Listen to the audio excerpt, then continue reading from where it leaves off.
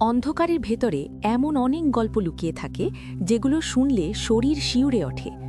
পৃথিবীর অনেক জায়গায় এমন কিছু ঘটনা ঘটে যেগুলোর কোনো ব্যাখ্যা আজও কেউ দিতে পারেনি।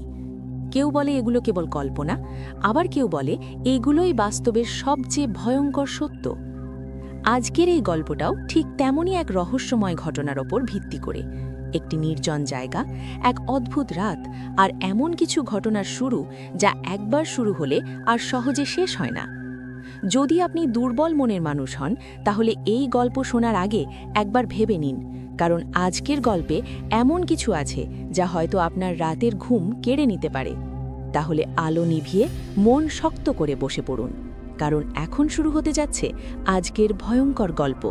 রাত গভীর হলেই রিমার ঘুম আসত না। তার নতুন বাসাটা শহরের একদম শেষ প্রান্তে। চারপাশে তেমন বাড়ি নেই, বেশ নির্জন জায়গা। প্রথম কয়েকদিন সব ঠিকই ছিল, কিন্তু একদিন রাতের দিকে সে হঠাৎ খেয়াল করল তার ঘরের জানালার বাইরে কেউ দাঁড়িয়ে আছে।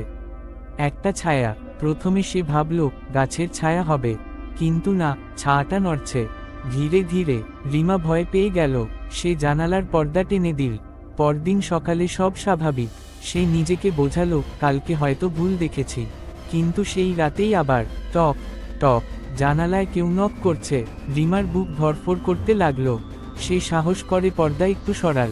বাইরে একটা মানুষ দাঁড়িয়ে, অন্ধকারে মুখ দেখা যাচ্ছে না।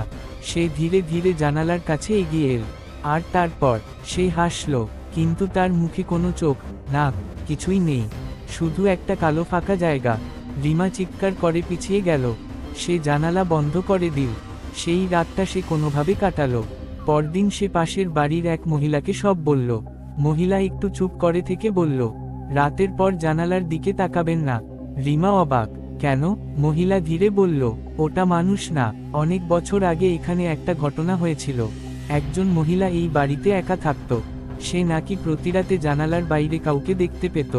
একদিন সে দরজা খুলে বাইরে যায়, তারপর আর কখনো ফিরে আসেনি।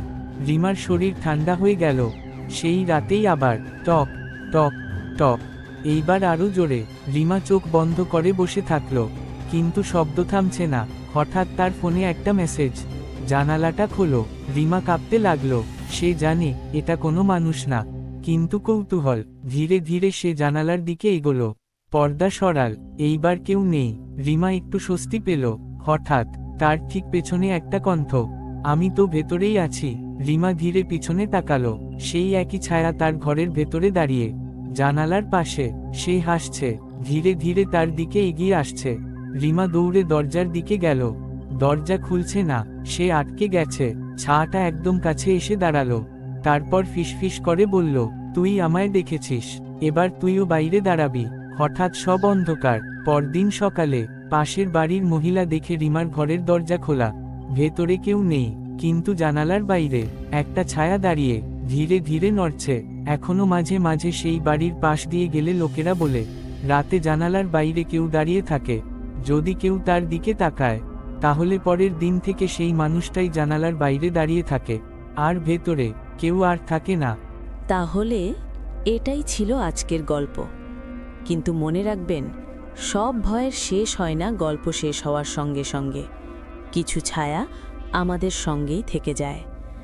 আজ রাতের পর যদি হঠাৎ কোনো অচেনা শব্দ শুনতে পান, অথবা মনে হয় কেউ আপনাকে দেখছে, তাহলে বুঝবেন অন্ধকার কখনো পুরোপুরি ফাঁকা থাকে না। ভিডিওটি যদি আপনাকে একটুও শিহরিত করে থাকে, তাহলে লাইক দিন, চ্যানেলটি সাবস্ক্রাইব করুন, আর কমেন্টে লিখে জানান আপনি কি একা বসে এই গল্প শুনেছেন। আবার দেখা হবে আরেকটি অজানা অন্ধকার গল্প নিয়ে। ততক্ষণ পর্যন্ত আলো নিভিয়ে রাখুন।